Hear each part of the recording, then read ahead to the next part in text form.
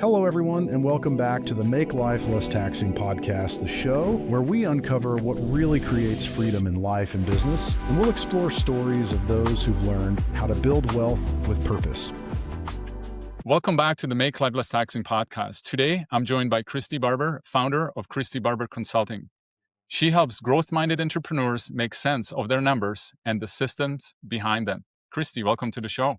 Yeah, thanks so much for having me. Hey, great to have you on. Now, Christy, can you share a bit more about who you are and what is the work that you do? Yeah, so I come from an accounting background, kind of started that route from day one, even as young as in high school, worked in an accounting firm and kind of went from there. But my business predominantly helps small businesses up to about 20 million build out their infrastructure of accounting. So do you have the right systems and processes in place? Are your numbers making sense? Can you trust them? Can you make decisions from them? And so it's a really fun way to kind of marry in finance and operations, technology, all the things that I love in one place. Sounds really exciting if you love Yes. numbers. If you Yes, don't, exactly. That's the thing. yeah. Now, if you could sum up in maybe one or two sentences, what is the movement? Like, is there a movement behind what you're doing? What's kind of the passion behind that? Yeah, so the big movement behind it is numbers always seem to be scary for founders and business owners at times, especially in the very beginning stages of the company. And I want people to see that the numbers have a life behind them and they have a story to tell. And I want business owners to be familiar enough with what's going on so that if a CFO or their bookkeeper or whomever else speaks to it, that they have the knowledge to understand what's going on and see the story that their numbers are telling them. So, to that point, I think a lot of business owners feel overwhelmed with numbers. Like, I don't want to say who love numbers, because obviously there are people like yourself that There are a do, which is few, yes. awesome, because we definitely need it. But when somebody comes to you, what's usually going on behind the scenes? Because put it that way, I'm in the financial business. I always say it's never about the numbers. There is a story behind that. So what's happening usually with the people that you have, that you help?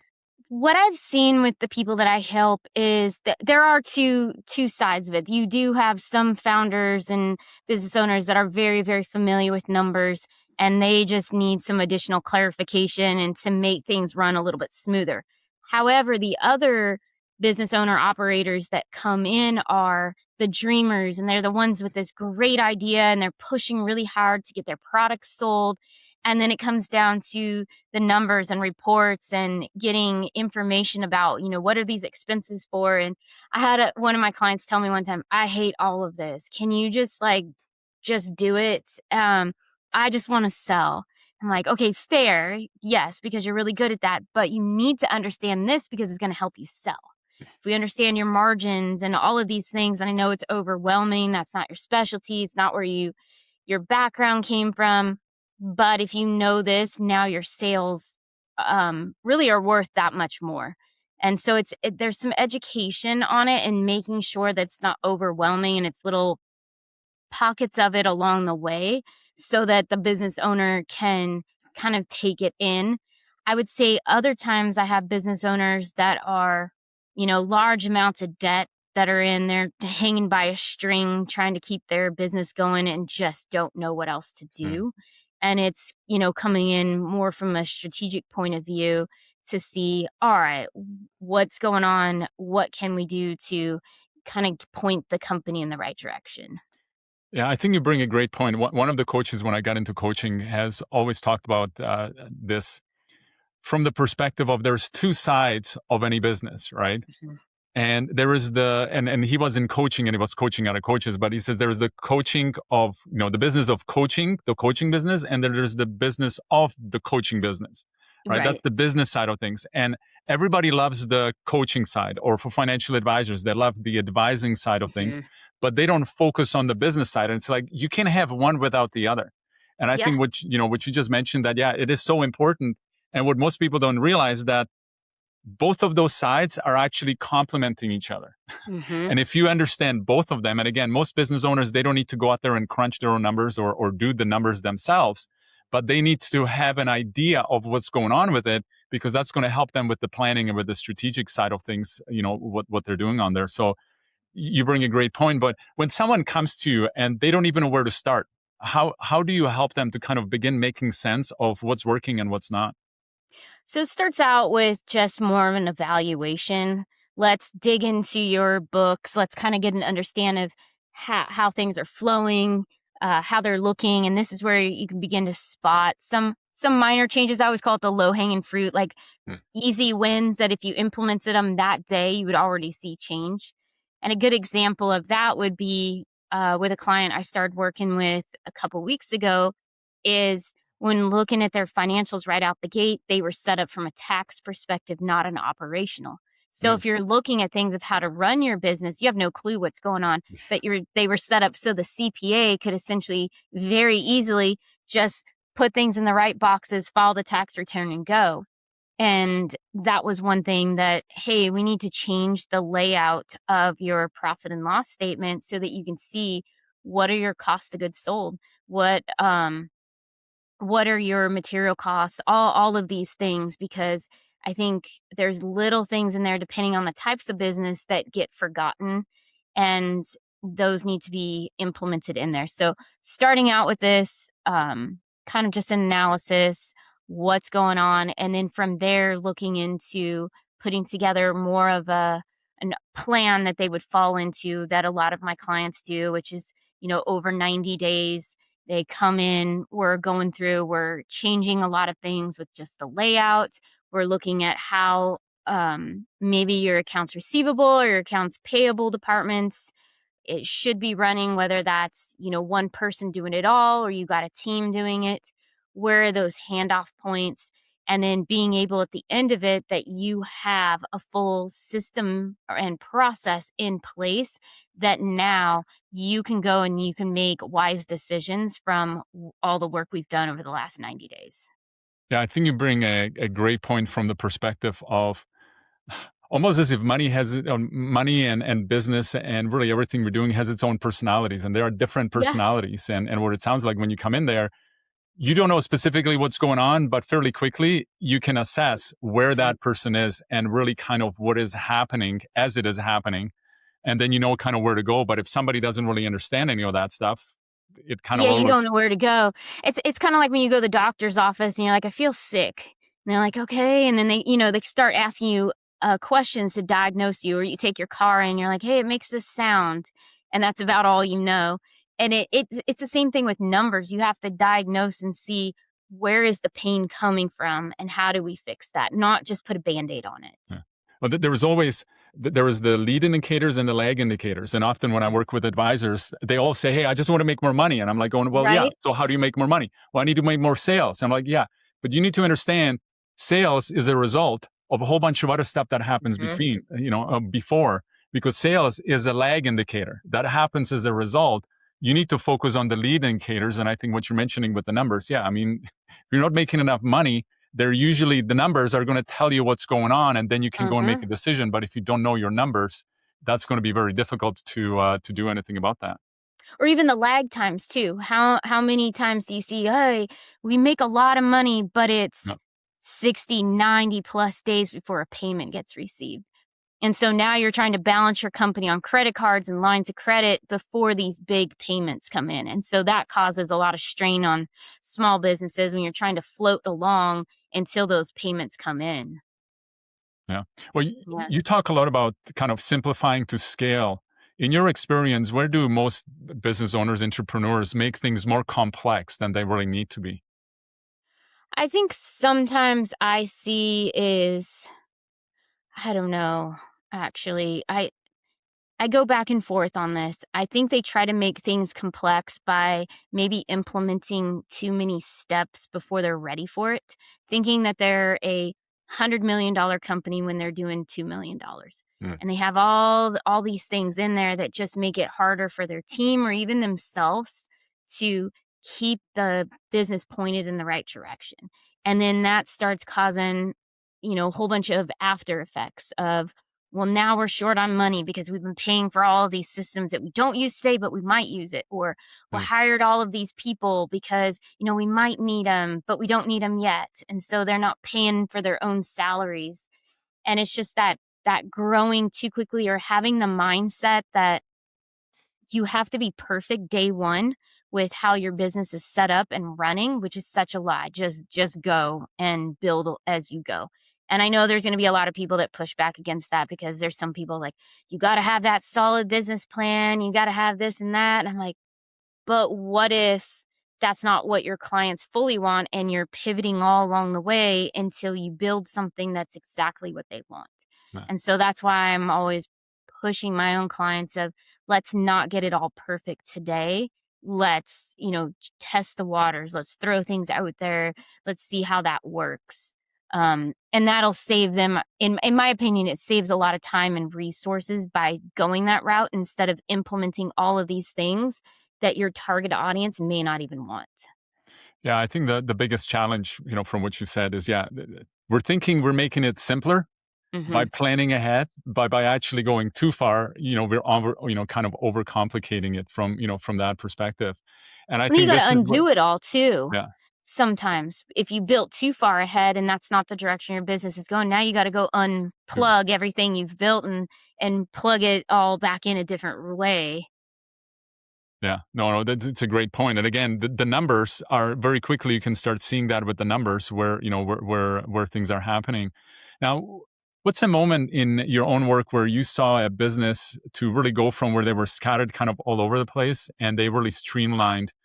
And what really shifted? What was kind of the difference that was made? I think there was one client last year that is a really cool one, because they were running on Excel. A really large organization still running on Excel, which to me was very surprising how well they were still doing just off that. But the owners had a really good understanding of their numbers. And so the lack of accounting system didn't hurt them necessarily as much as it does other businesses. They just didn't have all the details to make other decisions. So once I got them set up on QuickBooks, and we brought in some other ancillary software to get the data in there, they're an e-commerce company. And so this way we could really track what their true cost of goods sold was.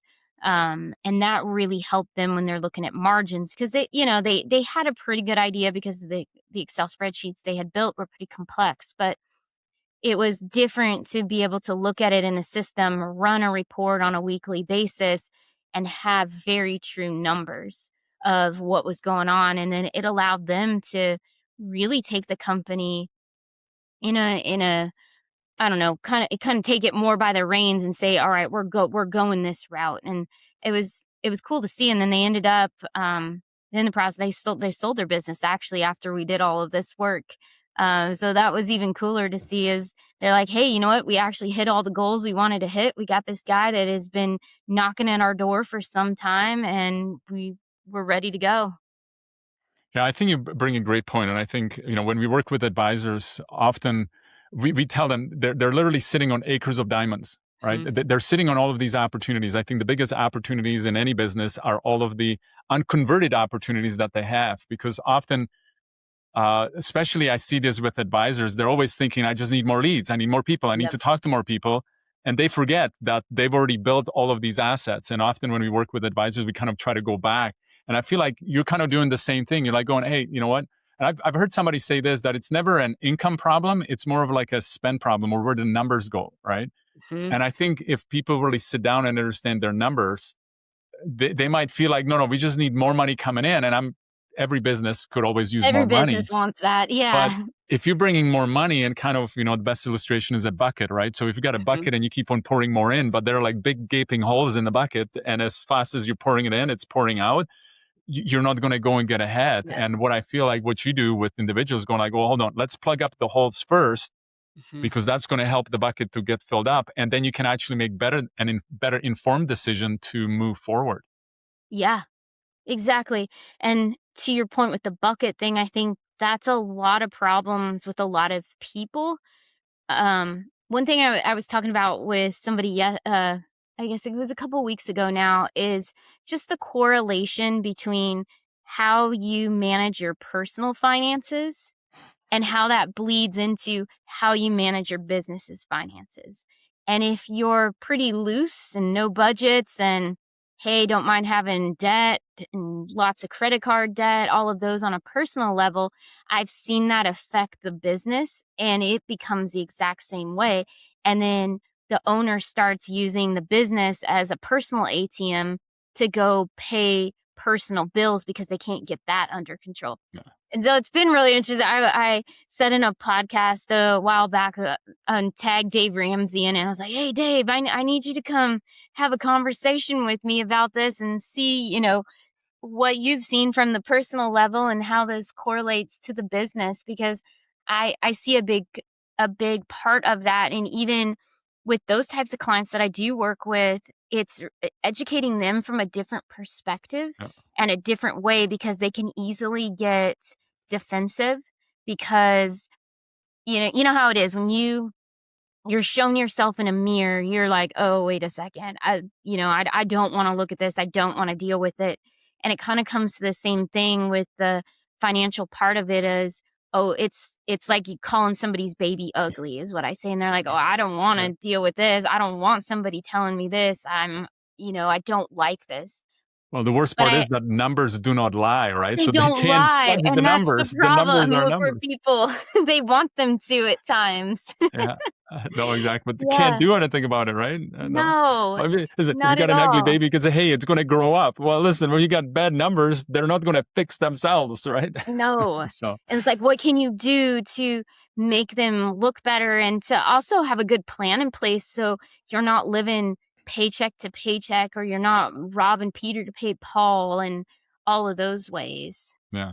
Well, listen, part of my movement is keep what is yours and break free from the traditional financial systems. And what you're talking about too is break free from the, traditional way you're doing things. Because often people, as you mentioned, if your personal finance is going to be a mess, chances are your business is also Yeah. going to be a mess. Right. And there is a lot of great resources out there that it's kind of like, hey, you know what, you should really be running your personal finances the way you go and run your business, right? There's got to be some checks and balances. There's got to be some rules or boundaries that you need to go and set. And unfortunately, most of us, including me being in the financial industry, calling myself a recovering CFP, my money stories, my relationship with money was very toxic because of my past, because of what happened with my family and everything. And that kind of was, brought over. And I've had to spend a lot of time to kind of reprogram my way of thinking, how I'm looking at it. And I'm still working on it. Like it's It's not work in easy. progress. Yeah. Yeah.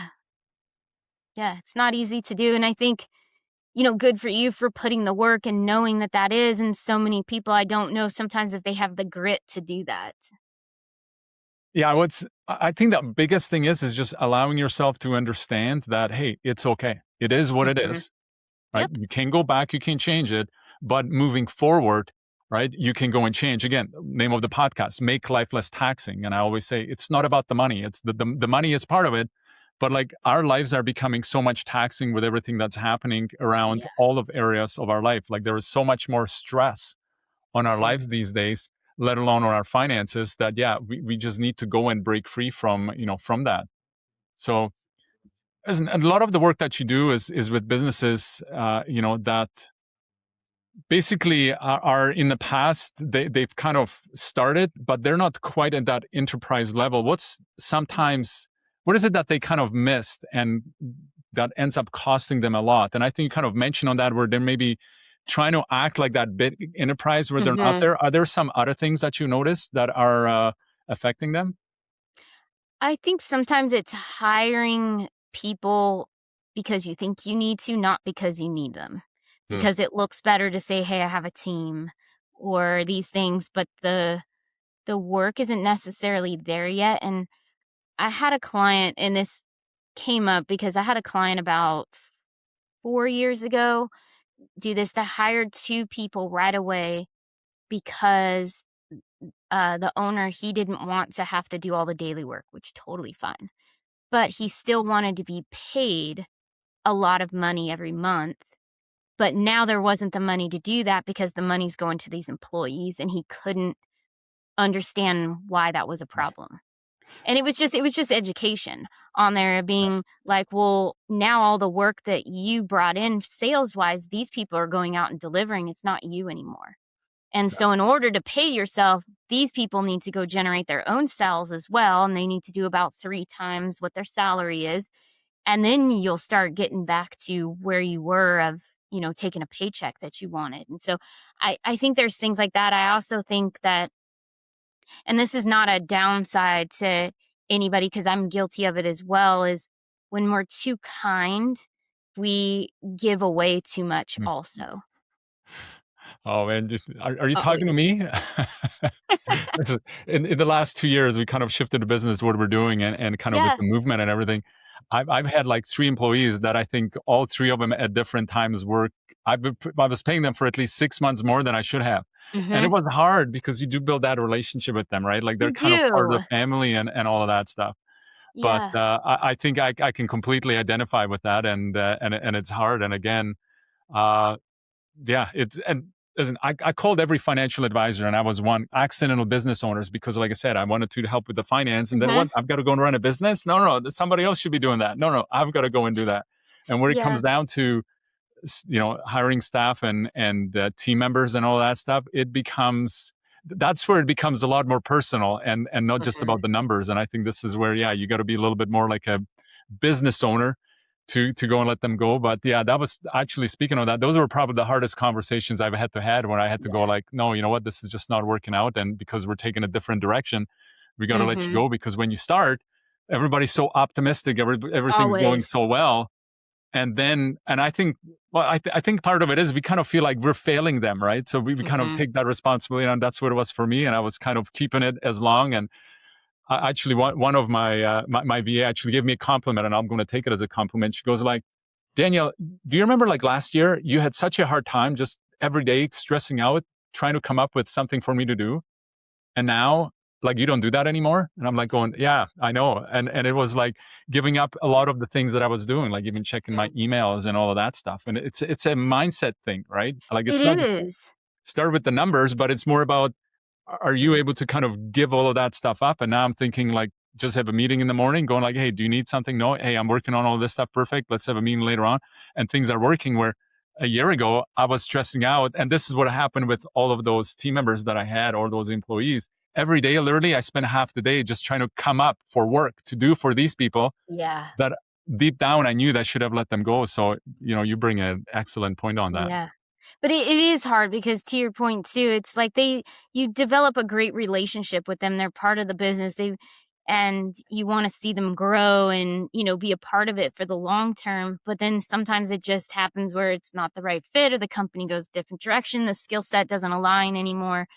And what does that look Right. like? And I think, it can be kind of detrimental to the business from a financial point of view because you're paying longer than you should, and maybe money's not coming in to balance that off. But then also on the other side, I had a client that, sh she took care of her employees almost too well. Hmm. Anything they wanted, they got, and it was always paid for. And I was like, okay, well, you pay them X per year is their salary, but you also give them, all of this over here. So you're really paying like another 25% of their salary in these services. Do you realize that?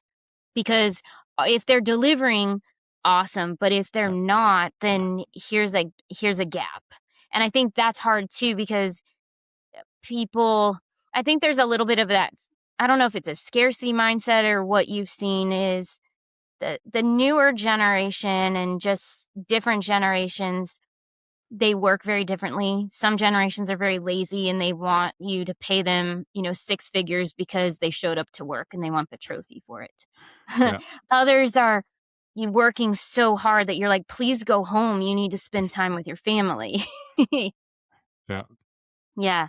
And it's really interesting to see how the different generations of business owners take care of their employees, but also ones that kind of let them get away with more than they should. And the reason I bring that up too is going back to this same client is there's an employee that is paid 6 figures and I would say probably delivers maybe $30,000 less Mm. of work than what they're paid. And when I run numbers and all these things to show it, the owner doesn't wanna believe it because it's her friend.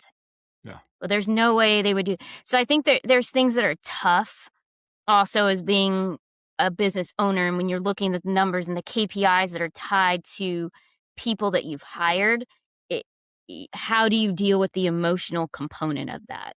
Yeah. Especially when you hire people that are like family, friends, or somebody like that, Yeah. it just becomes really difficult. I've been in that situation where, Mhm. I had to make the decision. It's like, okay, this is not working anymore, right? We just got to go and move on and make those changes. So Mhm. yeah, no, that's again, this is where it gets, it's about numbers, but at the It's end, it's an yeah. emotional thing, right? So it's Mhm. never, it becomes a little bit more challenging. Yeah. Now, what's one outdated belief or mindset about how business owners really should be running their business that you're on a mission to change? Like there is a movement. What you're building. What Mhm. what is that? My whole movement that I want the business owner to be fully educated.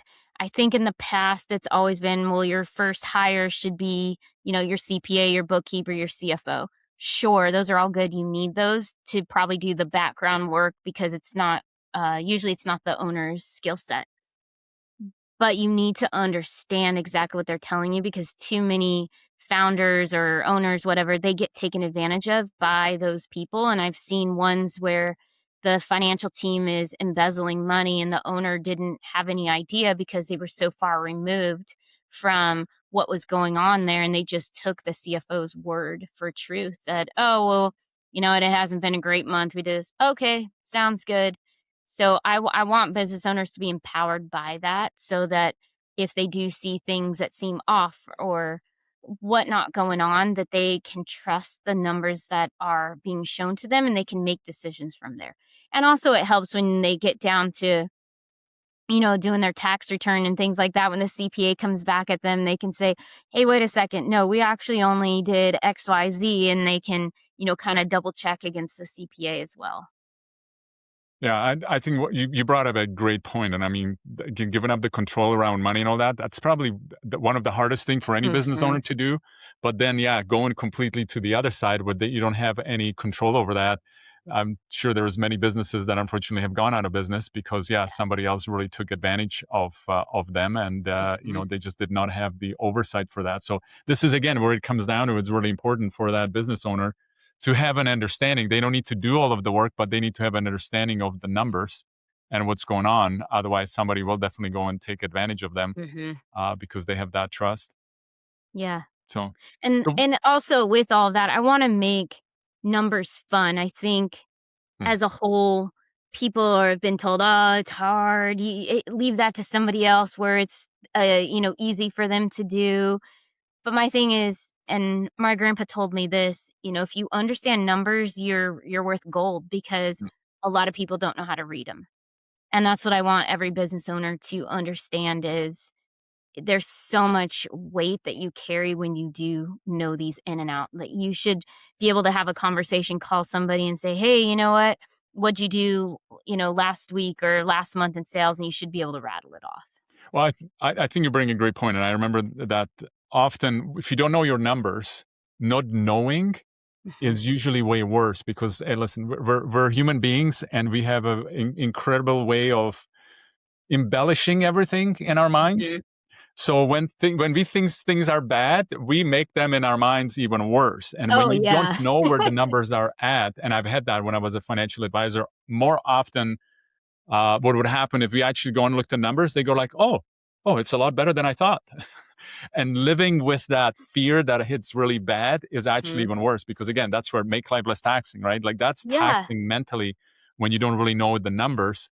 And Mhm. it's a matter of like often just knowing the numbers actually gives you a lot of freedom, but at least you know what's going on. And I know a lot of people like, no, I don't want to look at it. I don't want to think about it. I just want to Mhm. go out there and do things kind of like the ostrich in the sand, right? Just shove the hand in the sand and hoping that it goes away. And it's like, no, it's not going to go away.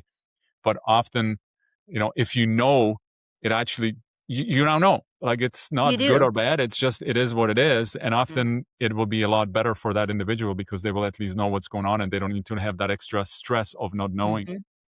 Or even on the flip side of that, you're like, "Oh, the company's doing great. So and so told me it's doing great." And then you Mm, look at it yourself and think, "Oh, wait a second. No, this is not doing great. This is not in alignment with, the numbers or whatever that you were maybe looking for yourself to have with the yeah. business." Yeah, Yeah. no, no.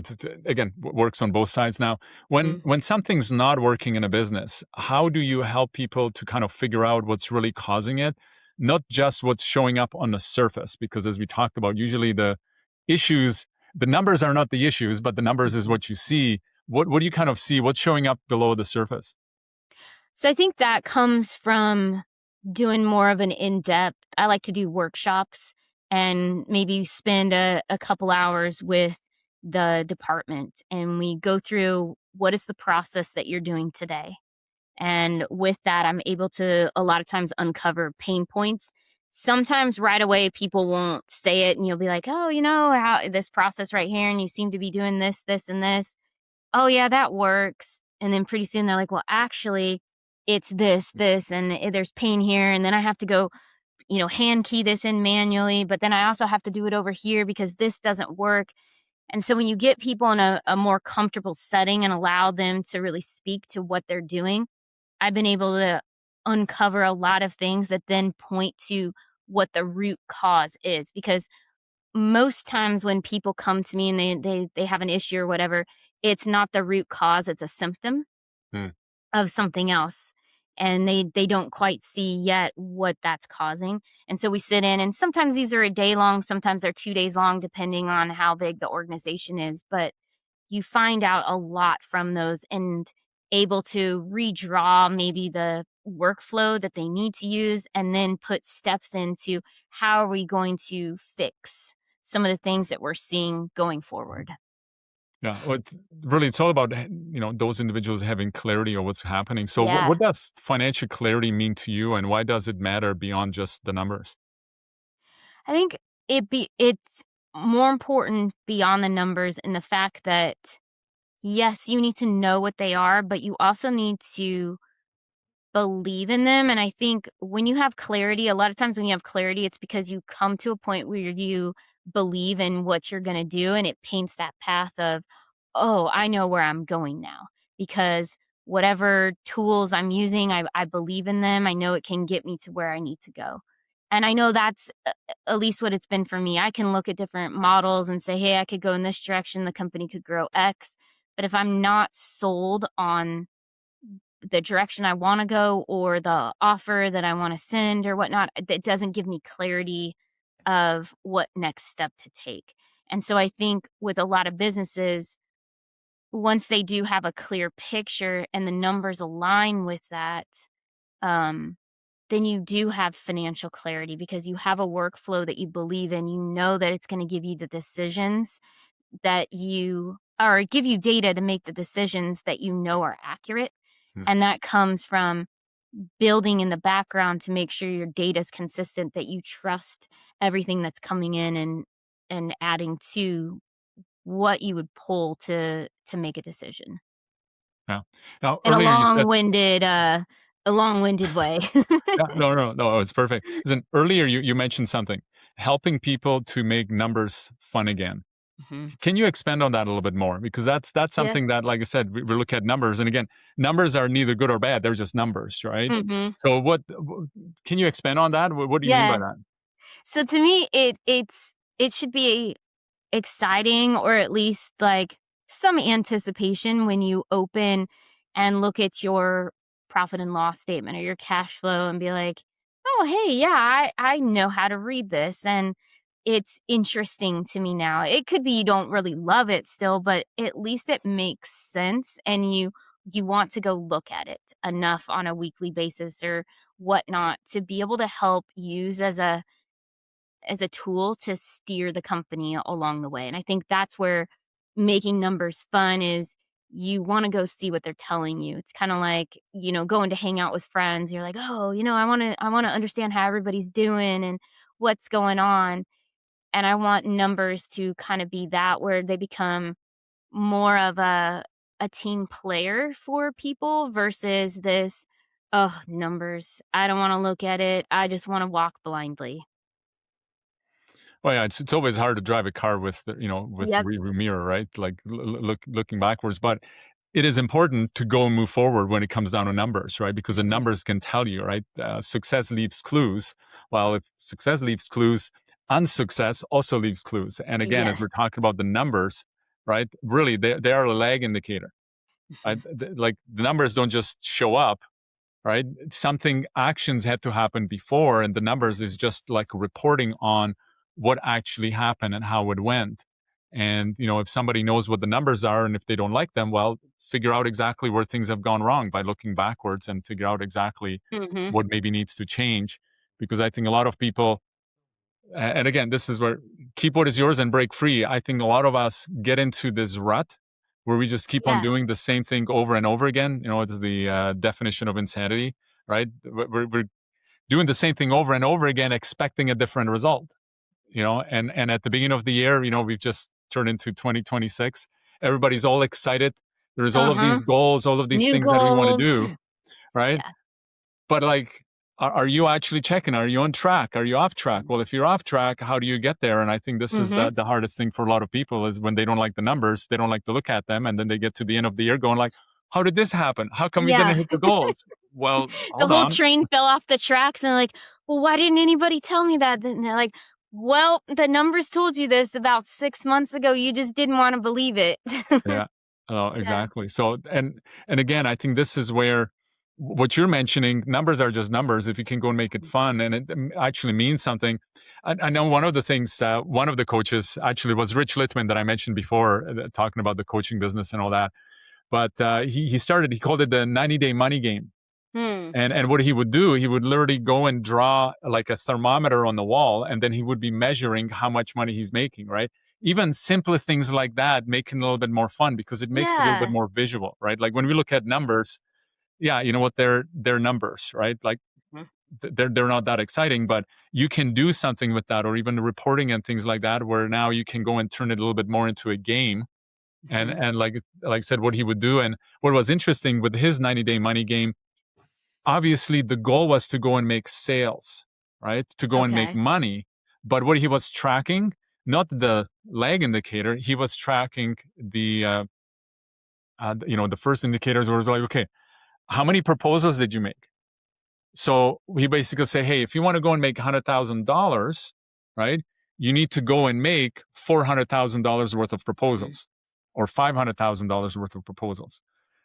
And the lead indicator is like, hey, you go and do $500,000 worth of proposals, you pretty well are guaranteed to make $100,000. I mean, unless you're Yeah. really bad and all that stuff, but you know so it's all of those leading in activities that you have to make, right? Doing all of the proposals that are going to lead into the sales. But if you're going to go and do $100,000 worth of proposals and you're expecting to make $100,000 Yeah, at it's the end not of the gonna year, happen normally. good luck. It's not going to happen. Yeah, half if you're lucky, Mhm. right? From that perspective, because again, that's the other thing where most people think that they're, oh, my closing rate is 90%. You're No, like, it's not. "Okay." you know.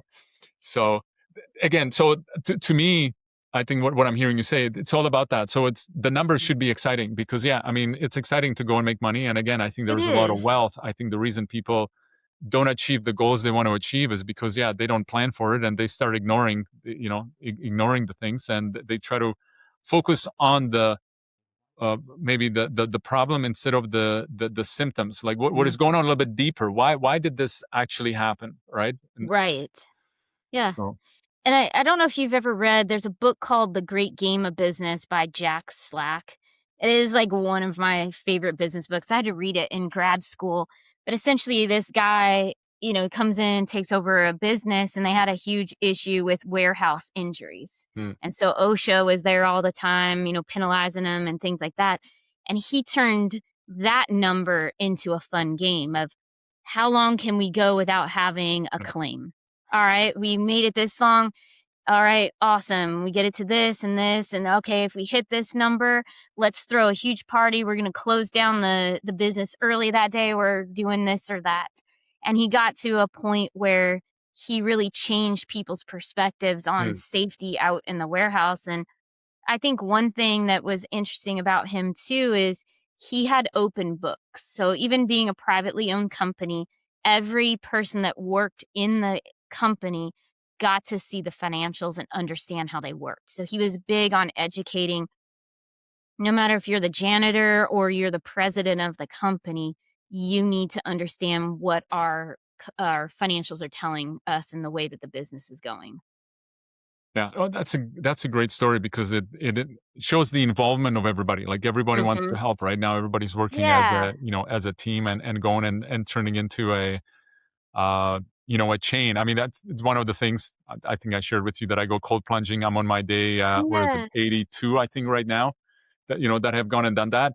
And there is a certain part of it going like, oh, I can't miss out on a day because I'm going to break the chain, right? So again, that's taking numbers, right? Mhm. Which you kind of mentioned And make in it there, and fun. making it a little bit more fun because you're Mhm. giving a bit more of a story, but you can go in. Again, it really comes down to is you're just giving more attention to the numbers when you Yeah. make it more fun. And I think the Mhm. reason people struggle or have issues with their numbers or accounting and all that stuff is because they're just not paying attention to it, or they're thinking somebody else is going to be able to go and Yeah. handle it. And again, that doesn't really help anybody because you need to have an oversight and know exactly what's going on. Mhm. You do. And that's, I think, maybe the fun part too is what is the story? And I love to read. And I think that's what makes the number part of it fun too. I'm like, "Ooh, well, what's the story this month?" Or what's the story that we're forecasting that we want to see, or looking in the rear view mirror, what did we learn? How can we change things? All of that. Yeah. No, that's exactly so. Listen, if someone's feeling stuck and unsure where to even start, what's one small step that you suggest that they take? I would say if you're feeling stuck, my biggest thing is always have a cash flow statement that you build out and make that over 13 weeks and track on a weekly basis all your cash coming in, your cash going out. And that is the easiest way to start understanding how your numbers are working. And then from there, you can graduate into other parts, other components of it. But that has always been a place where I point people because a lot of small business owners don't have one, and by having that, some additional responsibility comes in when you're seeing on a weekly basis, "Oh, wow, a lot of money went out, nothing came in," Mm. and then I'm starting to see trends. Maybe it's every 3 weeks that income comes in and whatnot, but these all seem to consistently go out of the expenses. Is there a way that I can negotiate with vendors or whatnot to increase terms and a multitude of other things? But that is the best way to start. Yeah, what you don't track, you can improve, right? So Exactly. everything, especially with numbers, it's fairly easy to track, right? Hmm.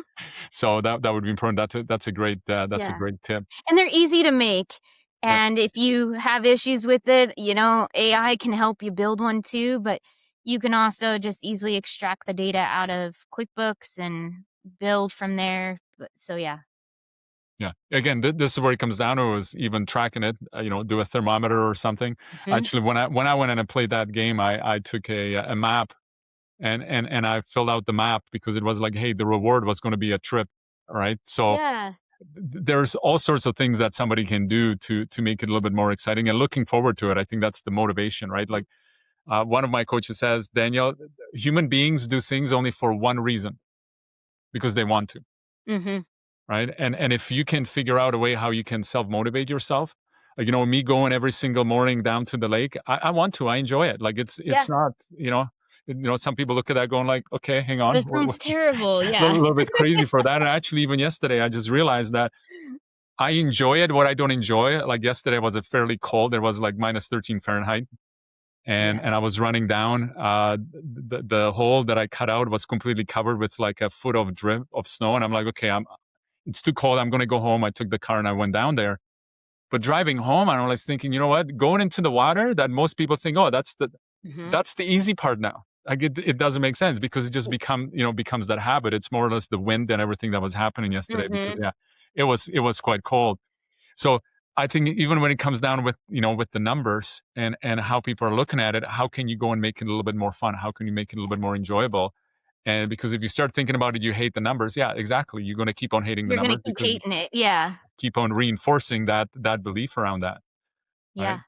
It's true. So What's your goal of how many times you want to cold plunge before you get your reward? So you know what? I just as we are talking about it, I don't have a reward. Last year I did it 6 months, like 182 days in a row, right? And this year I actually thought I was not going to go and do it. So I don't have a reward now, but my reward is every day, like the way that I feel and Yeah. everything from it. But I just thought about it. I'm like going, what is the goal? There Yeah. really is no goal. It just becomes like I'm going every single day that I have gone. But I was just thinking, yeah, I'm almost kind of halfway to 6 months, and what I was thinking about actually going like, I only do this in the winter. I do cold plunging in the winter. I'm like, maybe I'll need to buy a cold tub and do it Oh yeah. Put it in in my your backyard the rest of the backyard. year too. So maybe that's going to be the prize of that. So I was just thinking about it, going like, this is kind of crazy. I can only go for 6 months. That it kind of makes sense. Once it gets in the summer, the Yeah. water is warm. You don't get the same effect from it. So, but yeah, so we'll have to see what will happen with that. That that'll be fun. Yeah. And listen, as Or we you come in, reward yourself, you get a sauna, so when you come back, you can warm up. well, I do that too. I do Oh, have cool. one of those smaller portable saunas that I Yep. do go after that. I used to go after I would go there, and I sit there for an hour just before I even start warming up. So it's like, no, I do it a little bit later on in the day because Mhm. it's like I'm sitting here for an hour and a half and nothing's happening because my body's just So cold. I'm trying to warm up. Listen, as we're coming to a close, I've got 4 rapid questions that I always ask. What's a Okay. favorite book that shaped your thinking? Oh, there's so many, but I think it would go back to the one that I mentioned, The Great Game of Business. That one I have used and referenced so many times, and I've implemented different strategies that he wrote about in it with a company I worked at. Um, yeah, it's been one of my favorites. So, The Great Game of Business by Jack Slack. Okay, I'll have to check that out. Check it I've out. not It's read a that. fun read too. Yeah. It's easy. Yeah, awesome. Is there a morning routine or habit that you can't live without? A morning routine. I have a terrible morning routine. I'm not a morning person, so usually get up about 8:30. I'm on the flip side. I'm the late nights. I like to work late at night when it's quiet, which is Yeah, pretty opposite of everybody else that likes to get up early in the morning when it's quiet to work. I'm yeah, just super creative in the evening. yeah.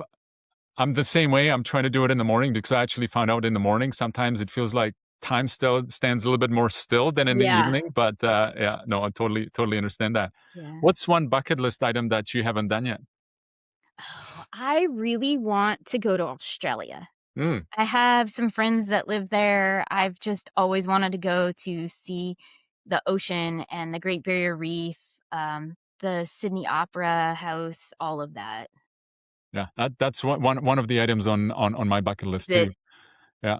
So no, when we defected, we kind of well, my uncle was in Canada, that's why we went to Canada. But Australia was the other the other place one. to go to. It would be kind of weird where wherever you are, whatever season you're leaving, you're going to go to the opposite season when you Mhm. land there. I think that would be like crazy. I don't know It how can they would. do kind of Christmas without snow. That's kind of like a little bit weird. So Yeah, it's different. I mean, I grew up, in California, and so how many times your Christmas tree was dead because it was 85 degrees, and it's funny moving to a place that had snow then, I'm like, "Oh, it's really inconvenient that it's snowing on Christmas, I can't go outside." interesting perspective, right? Just looking at it Yeah, from a little bit different view. I just haven't kinda thought yeah, about it that flip way. it. Yeah. With that. Yeah. Yeah. Is there a surprising hobby or interest that recharges you outside of work? Running, that Running? is one of my favorite things to do. It's very relaxing for me, which I think is probably kind of funny too. Yeah. Some people hate running with a passion, but I'll just go run and I come back after, an hour or so and yeah, feel super re-energized to tackle the rest of the day. Yeah. No, that's great.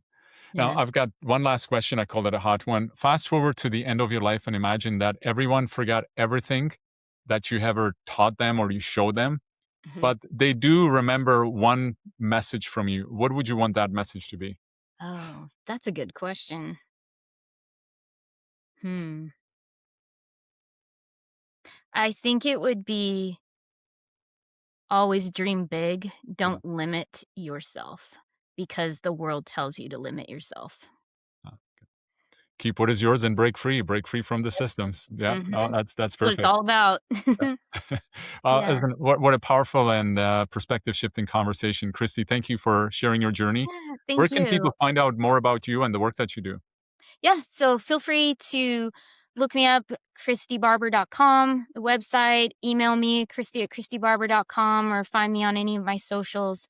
Happy to chat with anybody and help you out if you need any help. Perfect. So, if you're listening, check out Christy's website and resources. We're going to have the links in the show notes. Christy, thank you again for your time and your message. And Yeah. remember, making life less taxing isn't about money, it's about freedom, clarity, and purpose. Keep building wealth, keep protecting your legacy, and keep living the untaxable lifestyle.